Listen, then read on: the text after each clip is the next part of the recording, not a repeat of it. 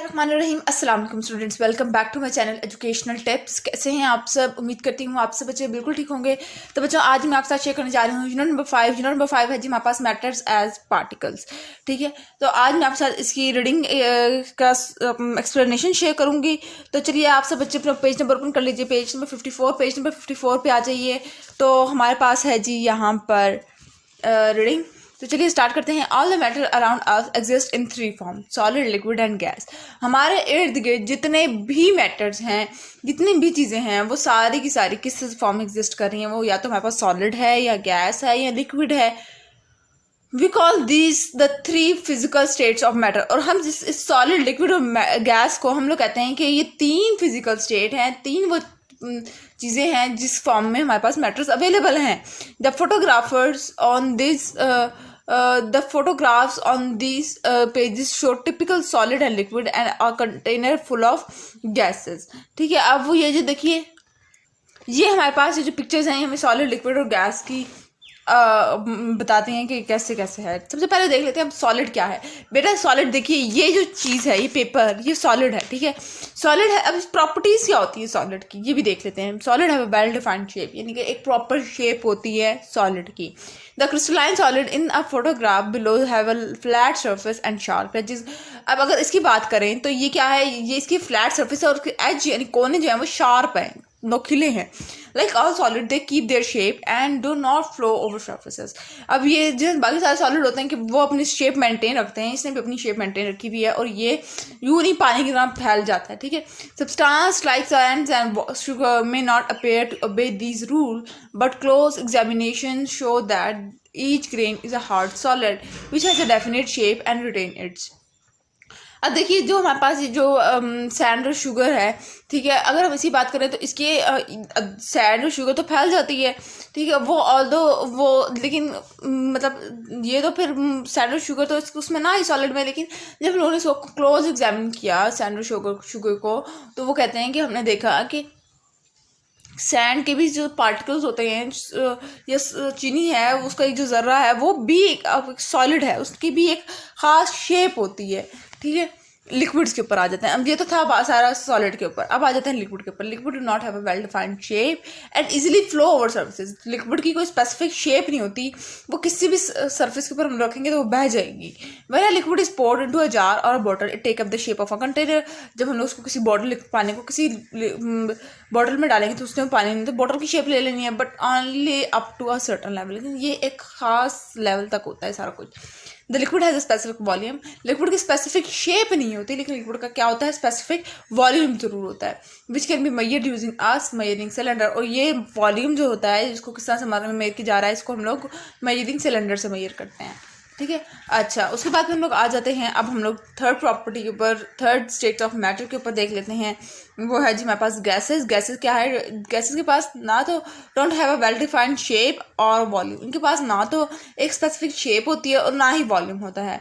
मैंने gas is placed in a container. जब किसी कोई भी गैस कंटेनर के अंदर डाल दी जाती है, it quickly takes up any available space. ये जब ये कहीं पर भी मतलब जहाँ पे उसको जगह मिल रही है, या वहाँ पर फैल जाती है।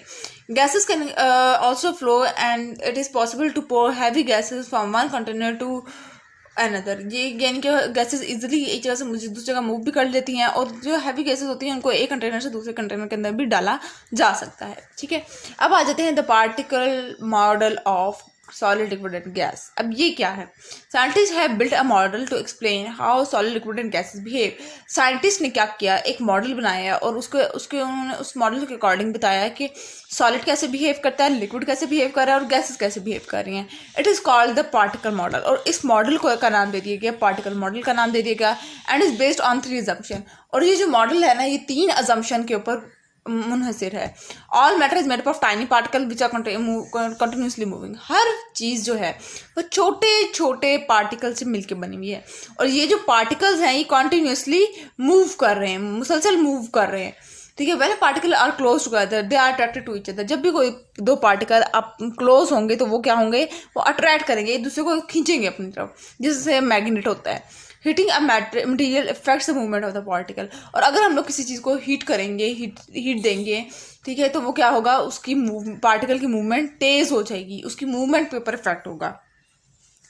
अब आ जाते हैं the idea that substance are made up of very tiny moving particle is called the kinetic molecular theory. अब ये जो बात थी कि जितने भी चीज़ें हैं वो छोटे छोटे पार्टिकल से मिलकर बनी हुई हैं, इसको इस थ्योरी को नाम दे दिया उन्होंने काइनेटिक थ्योरी ऑफ मैटर। ठीक है, the word kinetics come from the Greek word meaning move. और ये जो काइनेटिक का वर्ड है ये हम ग्रीक से आया, और काइनेटिक का मतलब क्या है, मूव करना, यानी वो जो पार्टिकल्स थे वो मूव कर रहे हैं, तो उन्होंने काइनेटिक थ्योरी ऑफ मैटर कह दिया। There are two kinds of tiny particles, one smaller than the other. हमारे पास दो तरह के टाइनी पार्टिकल्स होते हैं, एक छोटा होता है और एक बड़ा होता है। The smallest particle are called atom. जो छोटा पार्टिकल होता है उसको हम लोग एटम कह देते हैं, और जो लार्जर थोड़ा सा बड़ा वाला जो होता है उसको क्या कह देते हैं हम लोग, मॉलिक्यूल कह देते हैं। Larger molecule are group of atom join together. अब ये मॉलिक्यूल कैसे बनता है, मॉलिक्यूल जब हमारे पास एक ही तरह के एटम कंबाइन होते हैं, जैसे हमारे पास ह्यूमन बॉडी के अंदर एक ही टाइप के सेल कंबाइन हुए तो उसने टिश्यू बना दिया, टिश्यू कंबाइन हुए तो ऑर्गन बन गया। ठीक है, ऑर्गन कंबाइन हुए तो ऑर्गन सिस्टम बन गया, और ऑर्गन सिस्टम से ऑर्गेनिज्म पूरा बन जाता है। इसी तरह से अगर हम लोग एटम जब same type of atom combine होंगे, जब एटम्स कंबाइन हो रहे हैं, ग्रुप बना रहे हैं, तो क्या बना देंगे, वो मॉलिक्यूल बना देते हैं। we can't see the individual atom and molecule in solid, liquid and gas, but particle model show that how they are arranged. हम लोग इन एटम और मॉलिक्यूल को देख तो नहीं सकते सॉलिड, लिक्विड और गैस के अंदर, लेकिन ये जो पार्टिकल मॉडल है ये बता देता है कि जाहिर सी बात है जिस शेप जो हमारे पास सॉलिड की शेप आ रही है, ठीक है, उसी शेप में वो लोग अरेंज हुए हुए हैं सारे एटम और molecule. Model of particle in a solid, अब वो पहले सॉलिड की बात कर रहे हैं। Strong force of attraction hold the atom और मॉलिक्यूल क्लोज टुगेदर इन अ रो। अब वो कहते हैं कि एटम और मॉलिक्यूल के अंदर इतनी ज़्यादा फोर्स ऑफ अट्रैक्शन होती है क्योंकि वो एटम और मॉलिक्यूल बहुत ज़्यादा आपस में क्लोज होते हैं। इस वजह से जब क्लोज चीज़ें होती हैं तो वो एक दूसरे को अट्रैक्ट करेंगी, तो इनके दरमियान फोर्स ऑफ अट्रैक्शन यानी एक दूसरे को अट्रैक्ट करने की कैपेसिटी, तादाद बहुत ज़्यादा होती है। ठीक है, the particle vibrate but they do not able to break free.